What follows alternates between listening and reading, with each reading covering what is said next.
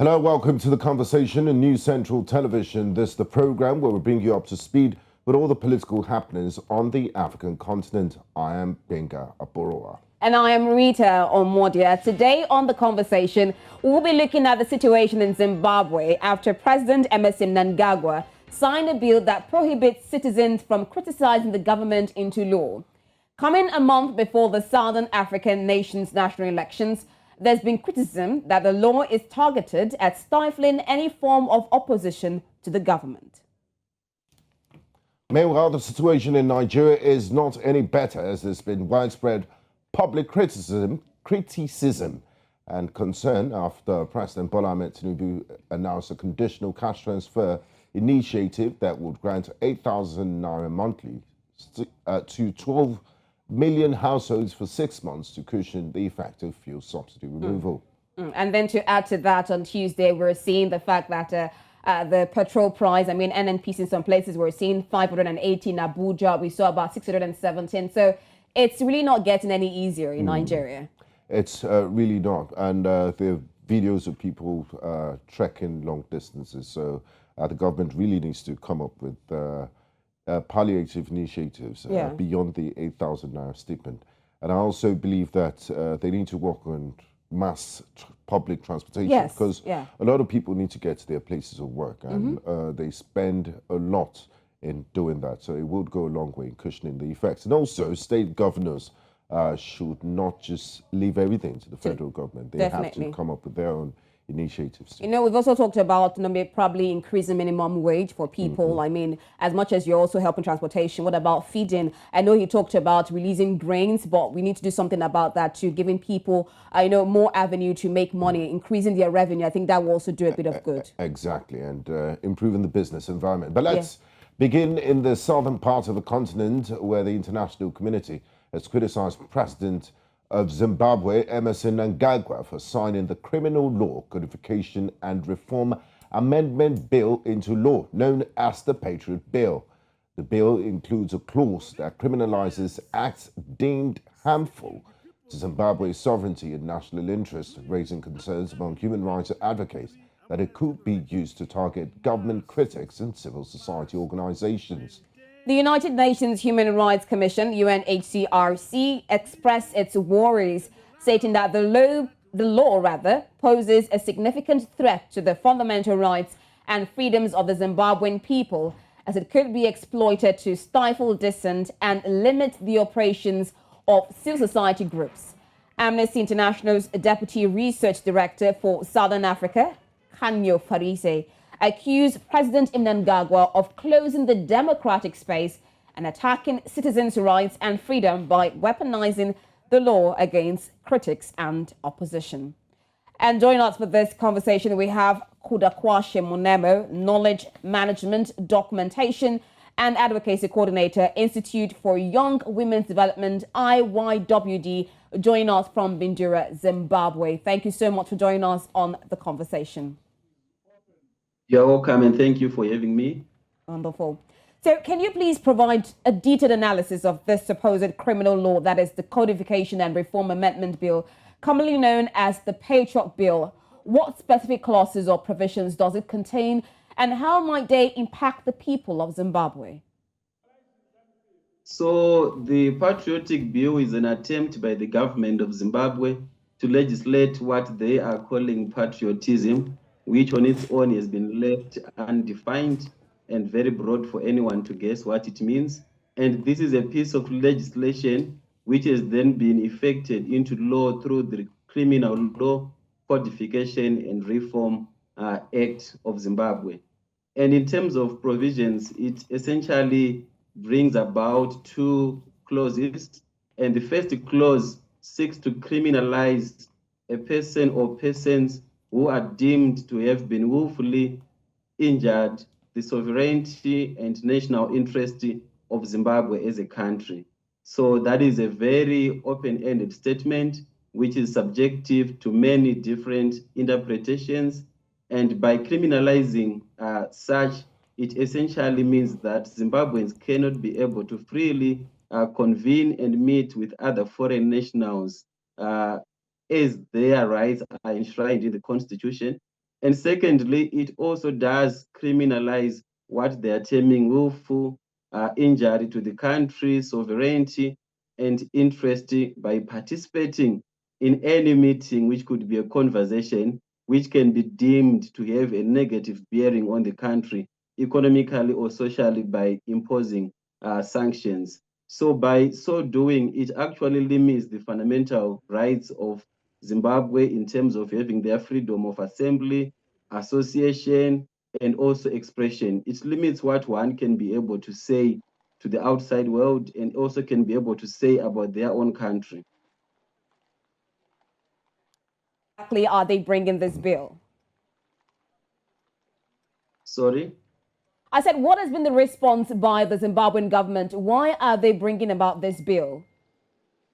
So this is actually selfish interest, perhaps by a few individuals who are of the feeling that by doing so, they can be able to curtail the fundamental rights and freedoms of those that they are perceiving to be critical against them, and also of those that could be considered opposition to the government of Zimbabwe. And the reasoning is that such convenings by foreign nationals, or including foreign nationals, may harm the country itself economically, which is something that does not hold water. Now, Kudakwashe, the Patriot Bill has been criticized for potentially targeting government critics and stifling dissent and also targeting the opposition. Can you provide concrete examples of how this law could be misused and abused to suppress opposition voices or suppress legitimate criticism? I must say that I myself am a survivor of this kind of lawfare that we've witnessed in the country through other pieces of legislation, such as the Maintenance of Peace and Order Act. Sometime last year in June, I was arrested together with my work colleagues, and there was a malicious allegation that we had convened a meeting without a police clearance. And since then, we've also seen a series of civil society activists, opposition political party members being arrested on malicious charges. And when it comes to this specific bill, it might then further shrink the civic and political space, in the sense that my being here talking to you could be criminalized as having had engaged with foreign nationals with an attempt of saying bad things about the country, or with an attempt of upsetting or overthrowing the current government. I wonder what has been the response from civil society organizations. I mean, they play a vital role in promoting democracy, human rights, and social justice. When you also look at the political landscape in Zimbabwe, we've had lots of criticisms against the Zimbabwe government. So how exactly has been their response to all of this? Many civil society organizations, community-based organizations, have actually been worried, and they continue to call upon the government of Zimbabwe to reconsider this piece of legislation, which is very much unconstitutional, and actually abide by the Constitution of Zimbabwe in terms of opening space and promoting, protecting, as well as fulfilling the rights of citizens of Zimbabwe. Now, Kudakwashe, President Emmerson Mnangagwa has faced accusations of using laws like the Patriot Bill to target his critics and opposition. Could you shed some light on specific incidental cases that support these claims? And how has this impacted the overall political climate in your country, Zimbabwe? There are different examples to that effect. This year alone, we saw one of the opposition political party leaders belonging to Transform Zimbabwe, Jacob Ngaruvume, being convicted for having mobilized fellow citizens to protest against corruption in a peaceful way, utilizing the Maintenance of Peace and Order Act. We also saw the conviction of opposition Triple C party member Fadzai Mahere for having shared what they term misleading falsehoods. So all these are malicious allegations. However, you are not then shocked to find that someone in a court of law is then found wanting, convicted, either charged by a fine or actually sent to prison. Now, Kudukwasha, now, contrary to what you're saying, now, some proponents argue that the Patriot Bill is necessary to protect Zimbabwe's sovereignty and national integrity. So, are these reasons justified enough for the introduction of this bill? And how exactly is the government planning to safeguard the interests or the integrity of the nation while also protecting the rights of citizens? I don't think that you can legislate patriotism. It would not be bad for me to comment about the deteriorating health situation in Zimbabwe. But now this could be used against myself if someone deems that to be against what they term patriotism in their own view. If you are to bring about patriotism, you cannot then give a death sentence to someone who is deemed to have participated in a meeting with the intention of having a military intervention in Zimbabwe. You cannot then say someone has to go to prison for more than 20 years for having participated in a meeting that is deemed to have discussed issues regarding the subversion of a constitutionally elected government. You cannot send someone to jail again for 10 years for having called for the imposition of sanctions on Zimbabwe, be it individuals or a group of Zimbabwe. You cannot then limit someone's right to political participation or remove them in public office by having participated at an international forum and shared their true views about their own country. So I don't think there is that balance. Instead, it seems there is likelihood that this piece of legislation will be used to infringe upon citizens' rights. I mean, these are quite draconian laws, if you ask me. It's almost similar to what you would expect in a country like North Korea. Now, the ruling party's chief whip, ZANU-PF chief whip in parliament, Papurai Togarepi, introduced the Patriot Bill in parliament in 2018. Can you provide insight into the political context surrounding the bill's introduction? What might be the motivations behind it? And were there any debates that took place at that time? And what did the opposition party in parliament do about this before it became a law? There were several conversations that happened in parliament.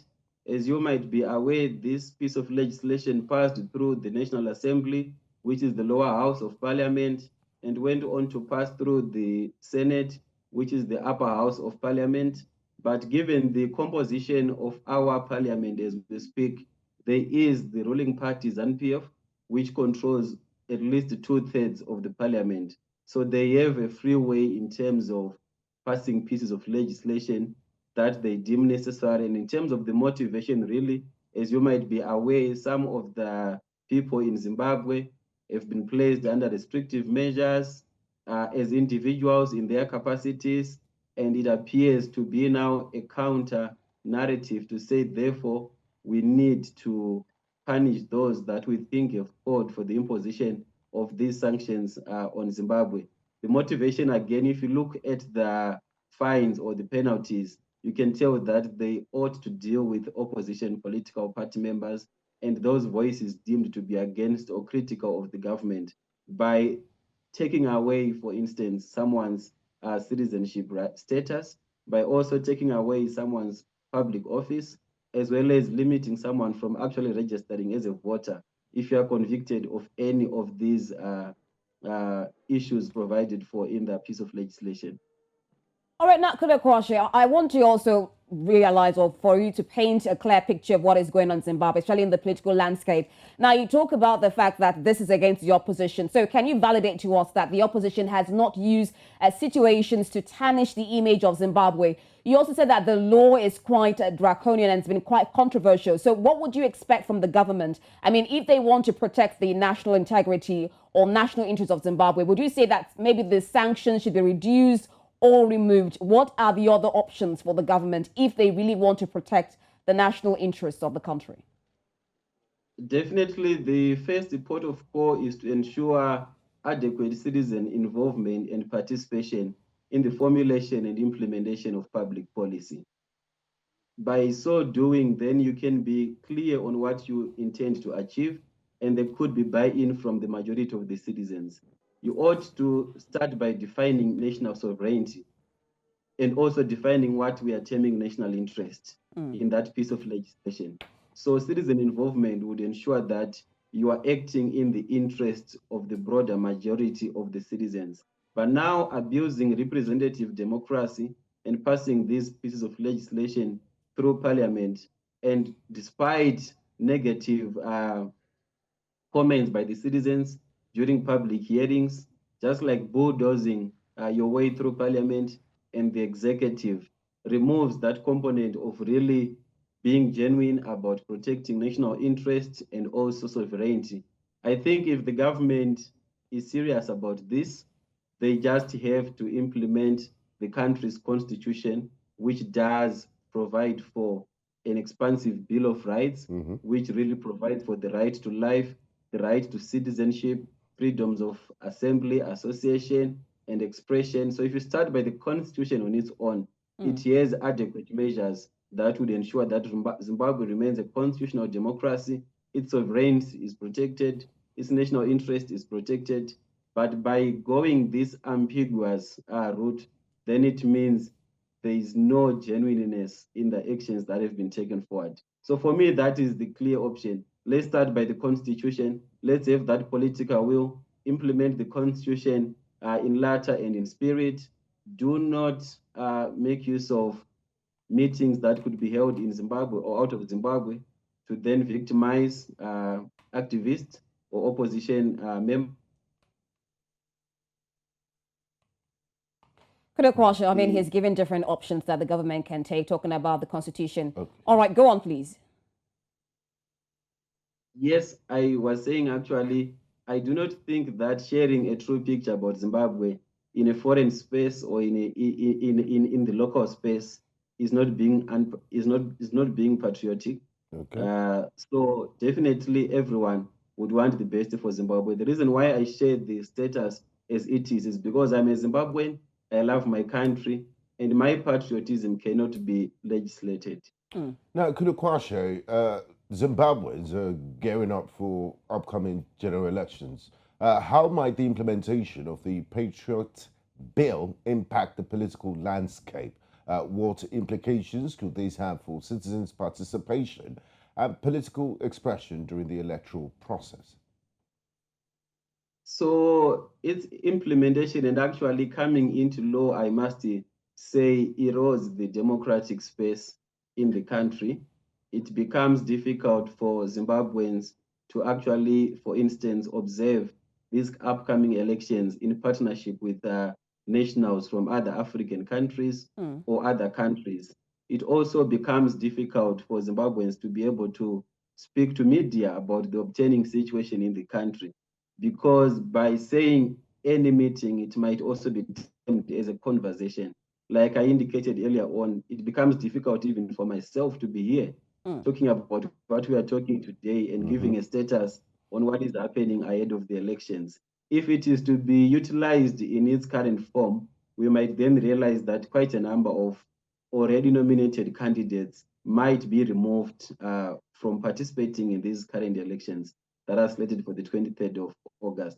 But also, sadly, what it has already done is to instill fear and induce a sense of possible victimization should Zimbabweans speak about what is obtaining in the country. So in that regard, it has suppressed a level playing field which guarantees free, fair, and credible elections. Now, looking at how controversial this bill is and the impact it might have on the upcoming elections, are there any legal or constitutional challenges that could potentially be raised against this Patriot Bill in Zimbabwe's courts? What avenues exist for citizens or organizations to challenge the law's provisions since they believe that it infringes on their rights? Definitely, there are avenues which can be tried, and the first and foremost avenue is the Constitutional Court. I would suggest that if there is a strategic case for litigation, as we will see when the act is being implemented, and if it is to be put to test before the Constitutional Court, then the extent to which it is invalid and does not abide by the Constitution would be laid bare. And by so doing, some of its provisions can be struck off. Now, Kudukwashe, considering the international community's criticism and the UNHCR's concerns, what are the potential implications for Zimbabwe's standing in the global arena and its diplomatic relations with other countries? How might this impact Zimbabwe's ability to engage in international partnerships and collaborations? This does affect the country in a number of fronts. It does affect the country in terms of its re-engagement approach with other countries, the open for business mantra, which the president has been clear about for a period of time now, and also even some of the conversations and dialogue which are happening with the multilateral institutions regarding debt clearance. So without fundamental freedoms that protect, that also promote, respect, and fulfill the rights of citizens, it will be difficult for Zimbabwe to have a good standing within the regional space, but also the global space. Now, we've seen lots of things going on in the political landscape. Talk about campaign rallies for the opposition parties. How would you describe the present momentum when you talk about how the opposition parties been able to freely campaign and, make do of their political activities? So currently there is a hype in terms of political activity from across the political divide. But worrying is that most of the convenings that are planned, especially by the main opposition, the Citizens Coalition for Change, have not found their way through and have been dismissed by state institutions to include the Zimbabwe Republic Police for different reasons that have been given. But in the same vein, you realize that the ruling party has been going through the length and breadth of the country without any disruption in terms of convening their meetings. So this is the current situation in terms of political party campaigning. There are others who are restricted. As you might also have realized, one of the prospective presidential candidates, Xavier Kasukwere, who is in exile in South Africa, as it is said, was struck off from the list of those that are contesting as presidential candidates. Yeah. And in Mashonaland Central Province, they had put a billboard with his campaign information, posted that there has been a circular which says there ought now to be approval of such material which would be placed on highways. So you can clearly tell that there is a deliberate ploy by different parts of the system to stifle citizens' voice, to stifle campaigning by other political parties. Now, finally, Kudukwashe, before we let you go, how would you rate the preparation of the Zimbabwe Electoral Commission, ZEC? Are you confident in their ability to conduct free and fair elections in August? Yeah, as we speak now, I would say that to a larger extent, they seem prepared, but also you would say they are not prepared to some extent, especially by the issue regarding the exorbitant nomination fees, which, according to some of their reasoning, would have been a way of reducing the number of candidates, despite the constitution providing for multi-party democracy in the country. But also for now, as we are seeing on the ground as well, to a large extent, they seem prepared, and hopefully it is the reality on the ground. However, there ought to be more information and awareness in different communities regarding upholding and abiding by the code of conduct for political parties and political individuals who are contesting, because we're witnessing a whole lot of breach which is being left unchecked.